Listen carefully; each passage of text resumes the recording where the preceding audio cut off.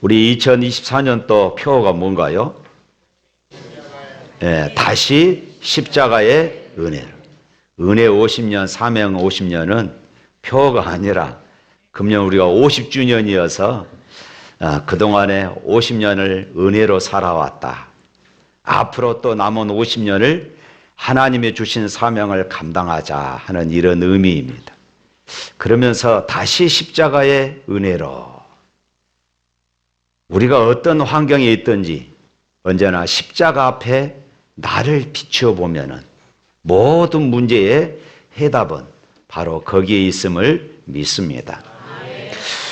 어떤 분이 들뜬 마음으로 큰 마음을 갖고 난생 처음으로 크루즈 여행을 떠났습니다. 고급 크루즈여서 비싼 비용을 지불하고 그렇게 떠났어요. 힘겹게 비용을 마련하다 보니까 이제 여행하면서 또 크루즈 안에서 사용할 그런 돈들이 다 바닥난 그런 상태였습니다. 그런 호화스러운 배의 고급 레스토랑에서 식사하는 사람을 볼 때마다 뱃속에서 꼬로록 꼬로록 하는 소리가 나고 자기가 준비해 갔던 그런 간식들로 겨우겨우 끼니를 때우며 그렇게 여행 시간을 보냈습니다. 모든 승객들이 레스토랑에서 식사를 즐기는 동안 그는 혼자서 객실에서 그렇게 애롭게 시간을 보내고 있었던 것입니다.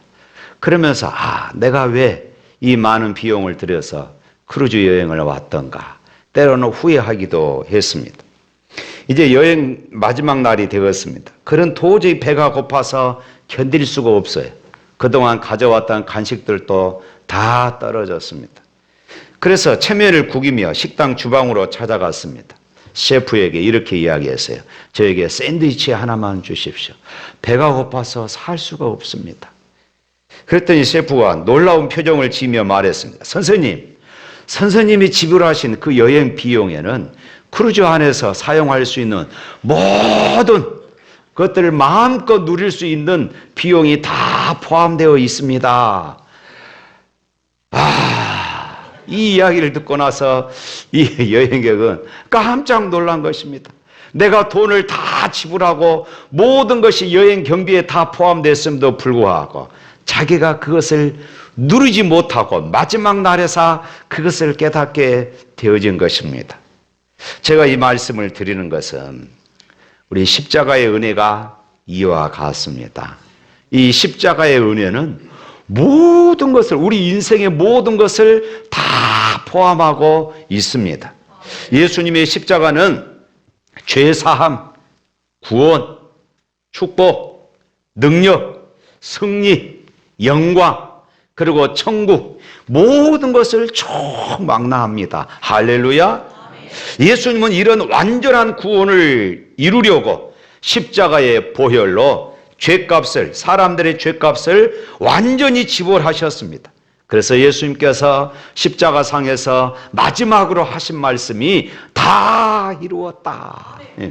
다 이루었다. 모든 것을 다 이루었어요. 예수님은 십자가의 보혈로 모든 계산을 다 끝냈다는 것입니다. 모든 계산을 다 끝내버렸어요. 이처럼 기독교의 핵심은 십자가입니다. 그리스도인의 삶에서 십자가는 신앙생활의 중심입니다. 만일에 우리가 이 십자가가 없다면 용서도, 그리고 자유도, 능력도, 승리도 있을 수가 없는 것입니다. 십자가가 빠지면 남는 것, 이 종교라고 하는 그 이름, 알맹이가 빠져버린 껍데기에 불과한 그런 종교에 불과하게 되어지는 것입니다. 그러므로 십자가는 우리의 모든 것이에요. 따라서 우리는 예수님의 이 십자가 은혜로만 구원받고 천국을 선물로 받았음을 믿으시기를 바랍니다. 그래서 우리는 이렇게 찬양할 수 있어요. 우리 주만 믿으면 모두 구원받으며 영생 복락 멸류관 확실히 받겠네. 할렐루야. 사랑하는 성도 여러분, 이 십자가의 사랑은 영원히 변질되지 않는 사랑입니다. 조건적이거나 결코 이기적이지 않는 순수한 사랑입니다. 모든 갈증을 해소시켜 줄 그런 사랑입니다. 이 사랑을 만나면은 외로움도 두려움도 불행도 다 사라질 줄로 믿습니다. 이 사랑을 만나면은 모든 질병도 다 치유될 것을 믿으시기를 바랍니다. 이 사랑을 받으면은 절망 가운데 있는 사람이 희망을 얻게 될 줄로 믿습니다. 하나님은 사랑의 본체이십니다. 하나님 사랑을 가장 잘 보여주는 그런 성경 말씀이 우리가 잘 알고 있는 요한복음 3장 16절에 있는 말씀입니다. 다 같이 한번 암송해 볼까요? 하나님이 세상을 이처럼 사랑하사 독생자를 주셨으니 이는 저를 믿는 자마다 멸망치 않고 영생을 얻게 하려 하심이라. 할렐루야. 다른 종교의 신들은 인간이 절대자를 먼저 섬겨야 한다고 가르칩니다. 그래서 우리 옛말에 지성이면 감천이다. 우리가 이 땅에서 정성을 다하면은 하늘이 감동한다. 늘 세상 종교는 그런 신앙입니다. 그래야 복을 받는다고 말합니다. 그러나 기독교는 하나님이 먼저 우리를 사랑해 주시는 것입니다. 우리가 하나님을 사랑하는 것이 아니라 하나님이 먼저 우리를 사랑해 주셨어요. 하나님의 사랑의 손길로 우리에게 내미시고 우리의 손을 붙잡아 주셨어요. 이처럼 우리에게 다가오신 하나님의 사랑의 실체가 무엇일까요? 하나님의 사랑은 성육신의 사랑입니다. 성육신, 하나님이신데 사람의 몸을 입고 이 땅에 오셨다. 바로 그런 말씀입니다. 예수님은 하늘의 영광을 다 버리고 우리를 구원하시려고 이 땅에 오셨습니다. 하나님과 동등한 분이셨지만 모든 권리를 다 포기하고 죄인의 모습으로 이 땅에 오셨어요. 가장 높고 위대하신 분이 인류를 구원하시려고 가장 낮고 천한 자의 모습으로 이 땅에 내려오신 것입니다. 이 성육신의 사랑이야말로 하나님 사랑의 위대함을 보여주는 단적인 예입니다. 뿐만 아니라 하나님의 사랑은 또 십자가의 사랑이에요. 십자가는 사랑하는 아들을 화목제물로 삼으셔서 하나님과 그리고 죄 많은 인간을 연결시킵니다. 십자가에 흘리신 보혈의 피는 모든 인간의 죄와 허물을 다 사하였습니다. 그 십자가의 사랑이 강같이 흘러서 온 인류를 구원하는 생명의 강물이 되는 것입니다. 십자가의 사랑은 우리에게 대한 하나님의 사랑을 확증시켜 주는 것이에요. 그래서 오늘 본문에서도 그 아들이 십자가의 죽음으로 하나님께서 우리에 대한 자기의 사랑을 확증하셨다. 봐라, 내가 너희를 이렇게 사랑한다. 이렇게 말씀하고 있어요. 우리는 사람들의 사랑은 그 사랑을 증명하려고 많은 시간을 투자하기도 합니다. 사랑을 확인하려고 좋아하는 선물을 줍니다. 때로는 값비싼 반지를 준비하여서 사랑을 고백하기도 합니다.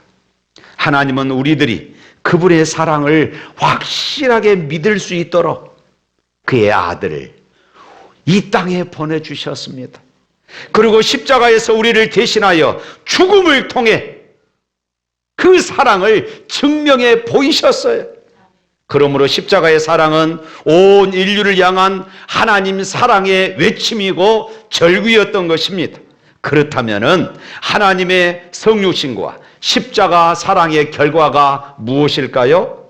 예수 그리스도를 믿음으로 의롭다 함을 얻습니다. 하나님과 화평함을 누리게 된 줄로 믿습니다. 하나님의 영광을 바라보며 즐거움을 누리게 되고 환난 중에서도 절망하지 않고 인내와 소망을 발견하게 되어지는 것입니다. 이것이 바로 하나님의 이 사랑을 깨닫는 사람들이 누리는 축복인 것이에요.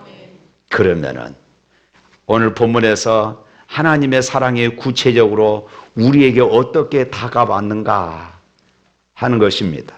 그 첫 번째가 6절 말씀입니다. 한번 읽어볼까요? 우리가 아직 연약할 때에 기약대로 그리스도께서 경건하지 않는 자를 위하여 죽으셨도다. 하나님은 우리가 연약할 때에 사랑했다 말씀합니다. 하나님 우리가 연약할 때에, 여기서 연약하다 이 말의 의미는 전혀 힘이 없다 그 말입니다. 전혀 힘이 없다, 무능하다. 하나님은 내가 무능할 때 사랑해 주셨어요. 사랑할 만해서 사랑해 준 것이 아니라 내가 연약할 때 우리들이 하나님의 사랑을 덧입고 하나님의 자녀가 되는 권세를 누린 것은 내 안에 어떤 구원받을 만한 어떤 능력이 있었던 것이 아니라 전혀 무능할 때 우리를 사랑해 주신 것입니다. 예수님이 언제 십자가에 죽으셨습니까? 우리들이 철저하게 연약할 때, 이렇게 지금 성경은 기록합니다. 대부분의 사람들은 언제 하나님의 사랑을 체험했습니까? 말하지요. 저를 포함해서 우리 모두는 예수를 믿고 언제 이런 사랑을 체험했습니다, 이렇게 이야기합니다. 그러나 여러분, 하나님의 사랑은 내가 체험하기 전에, 내가 느끼기도 전에 하나님은 우리를 먼저 사랑하신 줄로 믿습니다. 하나님은 우리가 하나님을 알기 전부터 우리를 사랑하셨어요. 하나님은 우리의 마음속에 하나님을 알 만한 것을 심어주셨습니다. 뿐만 아니라 이 창조 세계에 하나님의 이 섭리들, 하나님을 볼 수 있는 그런 것들을 두셨어요. 하나님의 능력과 신성을 분명하게 보여주셨습니다. 그런데 우리 타락한 우리 인간들은 어떻게 살았습니까? 하나님을 영원롭게 하지 못했습니다. 하나님께 감사하지 못했어요. 하나님을 바라보지 못한 것입니다. 우리의 생각은 허망해졌고 그리하여 썩지 아니하는 하나님의 영광을 썩어질 금수로 바꿔버린 것입니다. 그래서 우리 조상들은, 지금도 많은 예수 믿지 않는 사람들은 조상 숭배해서 조상들이 복을 줄 줄로 알고 제사를 지냅니다. 때로는 돼지머리 앞에 5만 원짜리 꼽아놓고 그렇게 고사를 지내면서 이것이 우리의 사업장을 번창하게 해줄 것이라고 생각을 합니다. 이렇게 우리 인생들이 연약한 존재였습니다. 하나님의 심판을 받아야 하고 죽어 마땅한 우리들, 경건치 못한 우리들에 대한 하나님의 반응이 무엇이었습니까? 하나님의 세상을 이처럼 사랑하사 독생자를 주셨으니 하나밖에 없는 이 아들을 경건치 못한 우리를 위하여 보내주신 것입니다. 하나님이 정하신 때에 기약대로 우리를 살리기 위하여 그리스도께서 십자가를 지시고 죽으신 것입니다. 이 얼마나 놀라운 사랑입니까? 우리 7절 말씀 한번 읽어볼까요? 의인을 위하여 죽은 자가 쉽지 않고 선인을 위하여 용감히 죽는 자가 혹 있거니와. 의인을 위하여 죽는 자가 쉽지 않다. 여러분, 남을 위하여 내가 대신 죽는다는 것은 참 쉽지 않는 일이지요. 비록 그 사람이 의인이라 하더라도 그렇습니다. 내가 살기 위하여 다른 사람을 죽이기는 쉽지만은 다른 사람을 살리기 위해서 내가 죽는다는 것은 너무나도 어렵습니다. 그런데 혹시 선인을 위하여 용감히 죽는 자가 있거니와, 매우 드물게 이런 일들이 있습니다. 그래서 이런 사람들을 국가에서 또 의가사라 해가지고 그 사람들을 예우하는 이런 모습들이 있습니다. 그러나 하나님은 우리가 전혀 깨닫지도 생각하지도 못하고 있을 때에 벌써 우리를 사랑하셨어요. 우리의 태도와 우리의 생각과 상관없이 하나님은 우리를 사랑하고 계신 줄로 믿습니다. 우리가 연약하고 무기력할 그때에도, 경건하지 못한 삶을 살아가는 그 순간에도 하나님은 우리를 사랑하셨어요. 이것이 우리에게는 은혜입니다. 지금 이 순간에도 하나님 우리의 연약함을 있는 그대로 사랑하십니다. 내가 연약함에도 여러분 예수 믿으면서 정말로 하나님이 기뻐하시는 그런 삶을 살아가고 있습니까? 우리가 그렇지를 못해요. 그럼도 불구하고 하나님은 지금도 우리를 사랑하고 계심을 믿으시기를 바랍니다. 우리가 수없이 넘어집니다. 수없이 우리는 절망하고 좌절합니다. 그럴수록 하나님은 더욱 귀히 여겨주십니다. 그러므로 여러분, 내 의를 가지고 하나님 앞에 버티며 나는 이런 사람이라고 그렇게 살려고 생각하지 마십시오. 저는 아까 장로님이 기도하는 가운데 깜짝 놀랐습니다. 어떻게 저 장로님이 내 설교를 알고 미리서 기도해 버리네. 우리의 열심이, 우리의 헌신이 내 자랑이 되지 않고 때로는 다른 사람들에게 상처가 되지 않고 내 의가 되지 않게 해 주시옵소서. 여러분, 우리가 하나님 앞에서 나의 의를 드러내면 낼수록 우리는 하나님의 사랑으로부터 멀어질 수밖에 없습니다. 하나님의 은혜로부터 멀어질 수밖에 없어요. 그러나 나의 연약함을 깨닫고 나의 무능력함을 늘 주님 앞에 고백하면 고백할수록 하나님의 은혜가 내 삶을 덮게 되어지는 것입니다.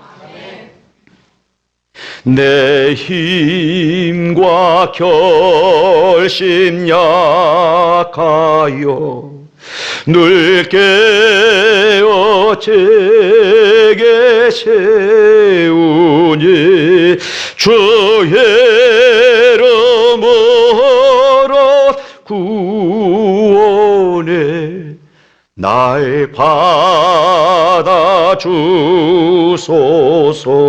다 같이 할까요? 내 모습 이대로 주 받으주소서. 날 위해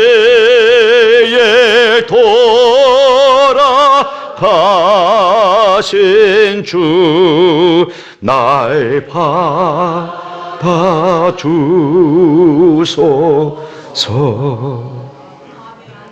그렇습니다. 늘 우리의 자신의 연약함을 고백할 때 우리는 하나님의 은혜에 더 가까이 가게 되는 것입니다. 두 번째로, 하나님 우리의 죄인된 모습을 사랑하셨다. 우리 8절 말씀 읽어봅니다. 우리가 아직 죄인 되었을 때에 그리스도께서 우리를 위하여 죽으심으로 하나님께서 우리에 대한 자기의 사랑을 확증하셨다. 6절에서 인간의 정적인 무능력을 말씀하셨다면 이 8절에서는 우리 인간의 전적인 타락과 부패를 지금 말하고 있습니다.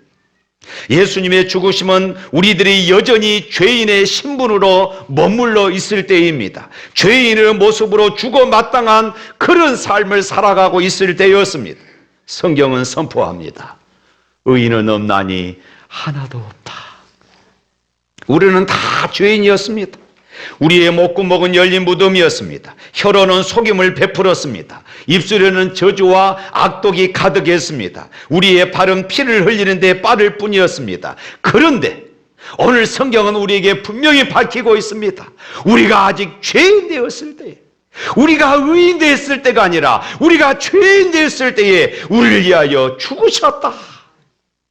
하나님은 사랑하는 아들을 십자가에 매달아 놓고 죄에 매여 있는 우리들을 향하여 봐라, 내가 너희를 이렇게 사랑한다. 우리에게 보여주신 것입니다. 예수님을 십자가에 내어 주시면서까지 하나님께서 오늘 저와 여러분들을 사랑하셨다면 나의 인생이 얼마나 귀한 인생입니까? 할렐루야! 예수님의 생명만큼 귀한 인생이 나의 인생이라면은 여러분 얼마나 존귀한 인생입니까? 우리가 이것을 놓치지 말아야 됩니다. 그 결과가 뭐였습니까? 죄의 종되었던 우리를 자유케 하십니다. 더 이상 율법의 멍에 시달리지 않고 진리 안에서 자유케 하심을 믿으시기를 바랍니다. 이처럼 십자가의 이 사랑을 체험하고 이 복음 안에 있는 사람들은 양심의 고발에 대해서 분명하게 답할 수 있어요. 사단은 우리의 양심에다가 고발합니다. 야, 네가 그래놓고도 목사야? 네가 그래놓고 그 자리에서 설교할 자격이 있어? 끊임없이 고발해요. 이 자리에 서기 전에 저기 앉아서 제가 기도하는 것은 그것입니다. 하나님, 오늘도 십자가의 은혜를 의지합니다. 사단은 끊임없이 오늘 여러분들을 향해서도 고발해요. 네가 그러고서도 장로야? 네가 그러고서도 예수 믿는 사람이야? 그런데 여러분, 이 십자가의 사랑을 아는 사람은 무슨 소리야? 나는 연약하고 나는 부족하고 나는 죄이지만은 십자가의 그 사랑이 내 죄와 허물을 다 용서해서 나는 예수님 짜리, 나는 예수님 짜리의 존귀한 인생이야. 우리는 자신 있게 이렇게 말할 수 있는 것이에요. 여러분 얼마짜리라고요? 예수님 짜리예요. 돈으로 환산할 수 없습니다. 우리가 어처구니 없이 죽은 사람들을 야 개죽음했다 그랬잖아요. 그런데 여러분, 저와 여러분은 예수님 짜리입니다. 얼마나 존귀한 인생입니까? 그러나 여러분, 우리가 이 사랑을 놓쳐버리면은 사단이 내 양심에 대해서 고발한 것에 대해서 우리는 차별합니다. 그래, 내가 설교할 수 없는 사꾼 목사구나. 이 자리에 설 수 없는 것입니다. 하나님 아버지와 관계도 멀어집니다. 삶의 염려와 근심에 쌓이게 되는 거예요. 좌절하게 되어져요. 그러나 복음 안에 있는 하나님의 사랑을 깨닫고 나면은 자유한 종이 된 줄로 믿습니다. 누가 뭐라고 해도 기가 죽지 않아요. 당당하게 내가 자유자임을 선포합니다. 우리 주님은 바로 저와 여러분들의 모든 죄를 위하여 십자가에 달려 죽으셨습니다. 우리가 아직 죄인 상태에 신음하고 있을 때에 우리를 자유케 하시려고 십자가에 달리셔서 사랑을 확증해 주셨습니다. 할렐루야. 마지막으로 하나님은 온수된 모습까지도 사랑하여 주셨어요. 우리 10절 읽어볼까요? 곧 우리가 온수 되었을 때에 그의 아들의 죽으심으로 말미암아 하나님과 화목하게 되었은즉 화목하게 된 자로서 더욱 그의 살아나심으로 말미암아 구원을 받을 것이라. 하나님, 우리가 연약할 때도 사랑했습니다. 우리가 죄인이었을 때도 사랑했습니다. 그런데 우리가 하나님과 온수였을 때도 사랑한다고 말씀하고 있어요. 오늘 본문을 기록한 바울은 예수님을 알지 못했던 사람입니다.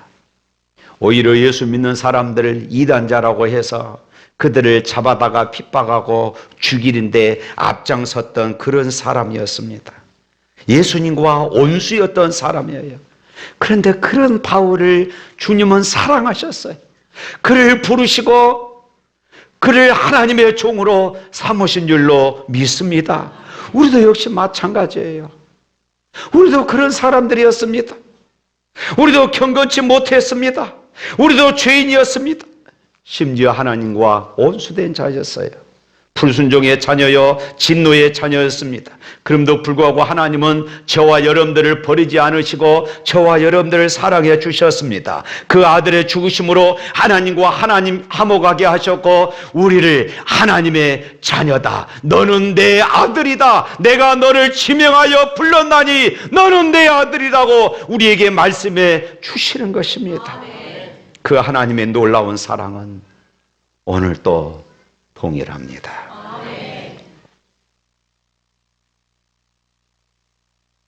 바울은 로마서 8장 32절부터 39절 말씀에 그래서 분명하게 확신하며 말합니다.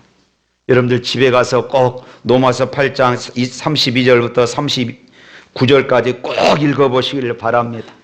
오후 예배 들으신 분들은 식사 끝나고 꼭 읽어보십시오. 거기에 보면은 자기 아들을 아끼지 않고 우리를 위해 내어주신 하나님이 모든 것을 우리에게 주신다고 선언하고 계십니다.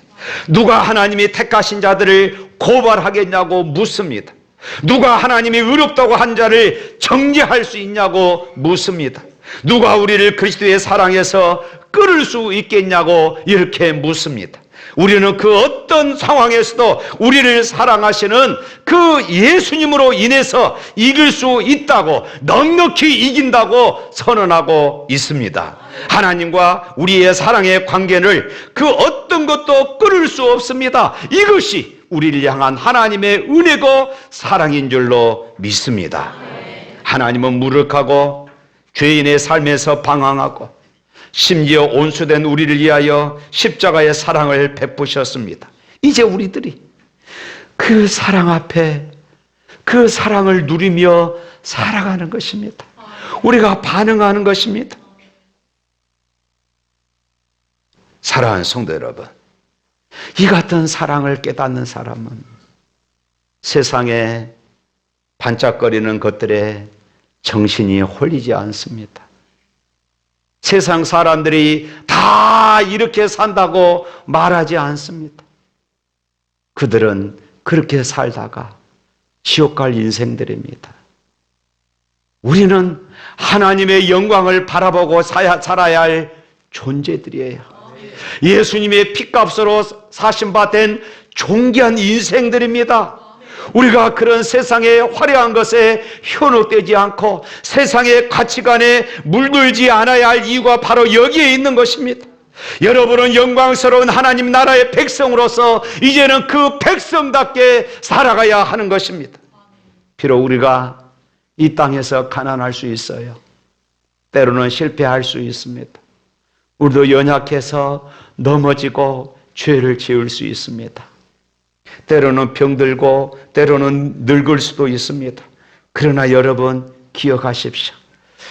그럼에도 불구하고 하나님은 여전히 우리를 사랑하고 계시며 영원한 천국, 영광스러운 그 나라까지 우리를 이끌어 가실 것을 믿으시기를 바랍니다. 그러므로 우리는 어떤 환경이었어도 다시 십자가의 은혜로, 다시 십자가의 은혜로 우리가 늘 십자가 앞에서 나 자신을 내려놓아야 하는 것입니다. 사랑하는 성도 여러분, 평안한 가운데 살아가고 계신 분 있습니까? 아무런 근심이 없고 염려가 없는 가운데 살아가고 계신 분이 있습니까? 십자가 앞에 자신을 비추어 보시기를 바랍니다. 내가 하나님의 은혜로 살아가고 있는지, 내가 하나님의 은혜에 붙잡혀 살아가고 있는지, 혹시는 힘들고 고난 가운데서 때로는 눈물로 하나님 앞에 하나님 왜 그렇습니까? 투정 부리며 살아가시는 분 계십니까? 십자가 앞에 여러분 환경을 보지 마시고 여러분을 힘들게 하는 그 사람을 보지 마시고 십자가를 바라보시기를 바랍니다. 내가 얼마나 존귀한 존재인가를 다시 한번 확인할 수 있기를 바랍니다. 그리고 십자가를 통하여서 여전히 연약한 나를, 여전히 죄인된 나를, 여전히 온수된 나를 사랑하시는 이 은혜에 붙잡혀서 승리하는 삶이 될 수 있기를 주님의 이름으로 축복합니다. 우리 찬양하겠습니다.